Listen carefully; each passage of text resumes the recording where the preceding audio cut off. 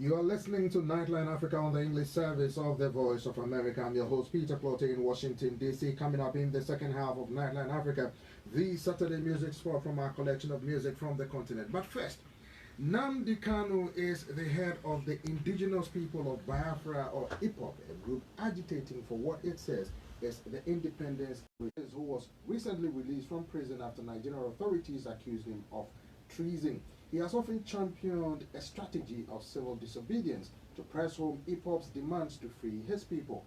However, his critics say he is a rabble-rouser who seeks to undermine Nigeria's unity as well as its territorial integrity. Nnamdi Kanu joins me live in the VOA studios here in Washington, D.C. How are you, Nnamdi? Thank you very much, Peter. Thanks for having me here. All right, so you said you want to free your people. Yes. What does this mean, and what does that entail? It means the total, unequivocal extrication of the territory of Biafra from the present contraption, or should I say British contraption known as Nigeria. Complete and total sovereignty for the state of Biafra. So you want to be independent or succeed from Nigeria, correct? We are not actually seceding. We are going back to the way we were before the British came. So do you think the authorities in Nigeria as it stands now, one, and indefensible, or as authorities say, the separation of Nigeria is unwarranted and will not be entertained in any circumstances? Do you think your objective is achievable? It is achievable because you would expect any dictatorial state, you would expect any backward banana republic, which Nigeria has become, to speak in exactly those terms. But what they have cleverly forgotten is that they are the instigators of separation. They are the ones making the polity ungovernable. They are the ones going about pillaging, killing, sacking villages and occupying them. They are the ones that have taken nepotism to a new and unbelievable level. They are the ones running Nigeria as if it is a private family business. They are the ones that have promised and sworn to bring Islam into Biafra land. They are the ones arming and equipping the 4 known terror groups you have in Nigeria to cause havoc and kill innocent people. We are not going to fold our hands and watch this continue to happen. The same set of circumstances obtained in 1966 when over 300,000 Biafrans were slaughtered in the north. That led to the declaration of the state of Biafra in 67. This time around, we are far more prepared, far more knowledgeable, far more aware, and far more exposed to allow the same thing to happen to us again. They promised to Islamize and to colonize us, but we will not allow that to happen. So let me ask you this. Recently, when Nigeria held elections, you made a proclamation about a support for one party or another. People say, if you want an independent state, why support a party to participate in an election that you don't believe in, that really undermines your objective of having an independent state of Biafra? First of all, we are Democrats, and secondly, we did not advocate for the voting of any particular party. What we said very clearly is that the policies of APC, as championed by the cabal who are in charge in Abuja, is not sustainable and cannot be supported.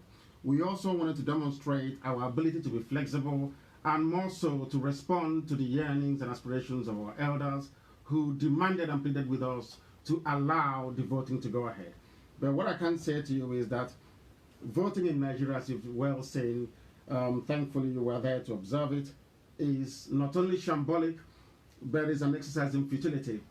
Voting doesn't count in Nigeria. People voting in Nigeria is a wasted effort. All the ballot boxes, all the ballot papers, all the polling stations belonging to Biafrans in Lagos, for instance, Abuja, Kanu, Kaduna, and Zaria, were all destroyed during the election day, rendering it absolutely useless. What they have said to us is that we do not belong to Nigeria, we are not part of Nigeria. It is even a worse form of apartheid than what obtained in South Africa. Those are the conditions we are being forced to live under. Where the circumstances allowed us to participate, of course, we said we are lifting the boycott, but as you can see, regardless of what you do, the outcome is always predetermined. The Fulanis in the north will always write the results, and the army will enforce it, and the court will rubber stamp it, and that's where we are today. Does your cause entails in engaging engaging with the government to achieve your objective, or does that also entail picking up arms against the administration or the state of Nigeria? Not at all. We are averse to picking up arms. We are not interested in armed struggle. We believe that ideologically and intellectually that this war can be won, and won very convincingly. Therefore, there will be no recourse to armed conflict. But in terms of dialogue, you can't say no to discussing with people. If they want to discuss the terms of separation, we are more than willing to accommodate them. But one thing is obvious. We are not going to stop until Biafra is restored. Our approach of civil disobedience and making sure that nothing functions that will benefit the central government in Nigeria continues unabated. We don't intend to slacken. We don't intend to retreat any iota. And believe you me, that Biafra will come in the not too distant future. I'm very confident of that. What does the state of Biafra mean for the people of the land? It is the kingdom of heaven upon the face of this very earth. What we have seen and continue to see since the creation of Nigeria is a level of backwardness and regression which nobody ever envisaged. Not even those that fought the British for independence could have foreseen what Nigeria would become in some decades down the line. What you're seeing is a new level of what I call primitivity in governance, a new level of poverty, a new level of backwardness, a new level of what they have done in essence is to destroy every fabric that sustains any modern viable democracy. By any stretch of the imagination, you couldn't possibly describe Nigeria as a civilized, viable country. All the places that I've been to touring the world, speaking to policymakers and influencers, have led me to believe that no one has any hope that Nigeria will survive. And I can assure you, it will not survive. With this reign of terrorism, this brutal repression of free speech, this clampdown on the very core tenets of democracy, that there is no way that the Fulani template for Nigeria can survive the next 5 years. I do not envisage it. Some people have said that what you are advocating invariably puts your supporters, and for that matter, the Igbo community, in danger, not only in Nigeria, but the rest of the world. How do you react to that? We know that freedom is very expensive. We are here in the United States of America, where people fought and died and sacrificed their lives to sustain what is arguably the most civilized modern nation on the face of the earth. We recognize those sacrifices, and it is something that we're prepared to make. If ultimately, at the end of this very process, there is only one Biafran man and one Biafran woman left, we will make do with that. They can go ahead and procreate and create the future Biafran nation. What we must state very clearly is that nobody should underestimate our resolve. We are determined. My mother have just died as a result of this very effort. Many more have gone, and we are prepared to sacrifice whatever it takes to ensure that Biafra is restored. Because it's not just the hope of, say, the Biafrans themselves. Biafra will save other ethnic groups within Nigeria, and Biafra, I believe very strongly, is the beacon and the hope and the light of Africa. Once Biafra stands as an independent entity, believe you me, you will record development and progress within the wider Africa. But without Biafra, none of that will ever happen. Some Igbo monarchs have petitioned or have requested and urged the government to allow you to come back home and give your mother, your deceased mother, a befitting burial. What is your stance on that? My mother died as a result of the agitation for Biafra, and she made it very clear when she was alive that anything that I have to do to ensure that Biafra is restored is what I must do. And asking anybody to allow me to go back home to bury my mother is not part of that plan and is not part of that agreement. I have not asked anyone to speak to or lobby anybody on my behalf, and I will not, and I will not accept any, should it come across to me. What we are trying to say is this: I am not interested in going back to bury my mother. if that will entail the killing, disappearance, and extrajudicial torture, as they always do, against our people. We are not, I repeat, we are not going to do anything to jeopardize the lives of our people. But one thing is certain, that my mother will be buried. I may be there, I may not be there, but it will not come via the dictates or the permission of the Asoro cabal that currently run Nigeria. Let me ask you this.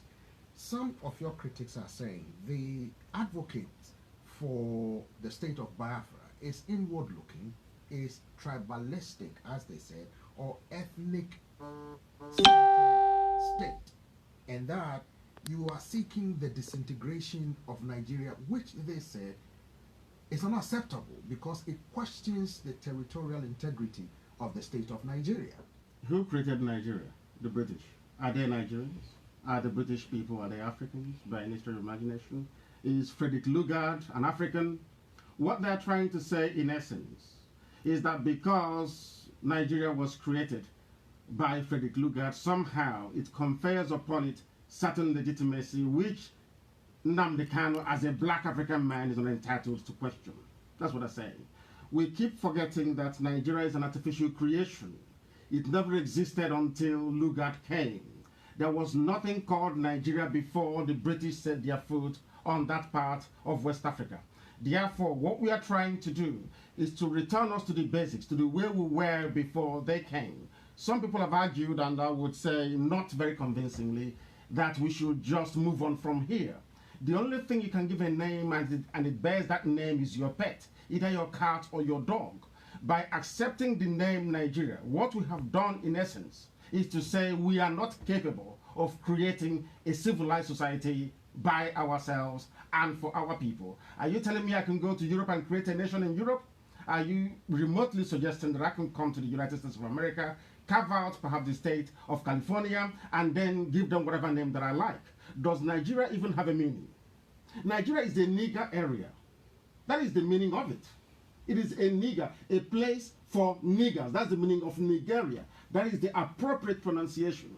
Are you suggesting that we should adopt such a name for our people? Why can't Africans come together and give themselves the name that they feel that they deserve? Ghana was formerly called Gold Coast, and they changed it because the people took ownership of their destiny. Why can't something happen within Nigeria? Let me tell you this. The only reason why people are apoplectic about Biafra when it's mentioned and our need for freedom is they fear for their well-being in terms of their access to oil and gas in Biafra land.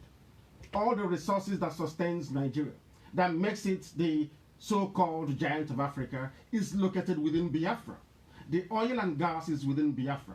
The manpower is within Biafra. So when people talk about this fear of breaking up Nigeria, it is because they are afraid that they cannot survive on their own without access to oil and gas. I'm not cutting you short, but we have an instance where South Sudan came out of Sudan, where Sudan lost approximately over 60% of its natural resources. It's now trying to jumpstart its economy and all that. Do you want that for Nigeria as a people? A country that has lasted for nearly 60-something years. Is this what you want for the people that you've grown up with, you went to school with, the country is still thriving, a bastion of commerce on the continent?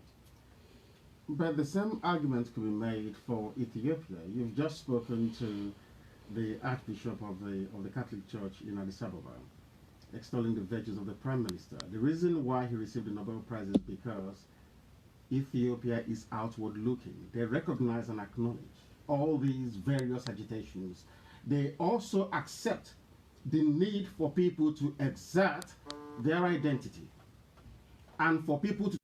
If the idea is to ensure that economically Nigeria does not collapse, I have said it and I will also go on record here on VOA to say it once again, that we will be prepared to pipe oil and gas to every region within Nigeria. We are prepared to share the natural resources in Biafra land with all the relevant and component parts of Nigeria, to demonstrate very clearly that our agitation has nothing to do with the economic emasculation of Nigeria, but has everything to do with our right as a people to determine where we want to go to. Ours is about self-determination. And our people must... You must also know that half of the Yoruba race is in Dahomey, in Benin Republic. That is the danger of having Europeans come to Africa to draw your boundaries for you. We are basically operating in this present day Africa, the boundaries drawn up in 1884 by Otto von Bismarck in Germany. Do you think that is fair? I don't think it is. And it is the duty and responsibility of Africans to apply African solutions to African problems. The idea that you can come to Africa and just say, you, from today you are all Nigerians, I think is laughable. You cannot do that anywhere else, only in Africa. Why must we allow it? Before we go, Nnamdi, what do you expect for your people in the next 5 to 10 years' time in this struggle to establish what you described as a Biafran state? My expectation is that in the not too distant future, there will be Biafra. If there is no Biafra, believe you me, the consequences will be disastrous for everyone. The Middle Belt people are suffering. Even for the very first time, they are bringing their murderous carnage into the Yoruba land. I shouldn't call it Yoruba, actually. It's Oduduwa, because we've been told that Yoruba means something completely different. It's Odua. Now, they have come into the West. They have pillaged and have sacked the Middle Belt. And in Biafra land, as we speak, we are under attack. Continuing with one Nigeria means surrendering our land, our way of life, to an alien culture from the Sahel. It is not something we are prepared to countenance. I assure you this. No matter, regardless of what it would take to ensure the coming of Biafra, that is exactly what we are going to do. I do not see Biafra, in fact, to be honest with you, I see Biafra coming before the next 10 years.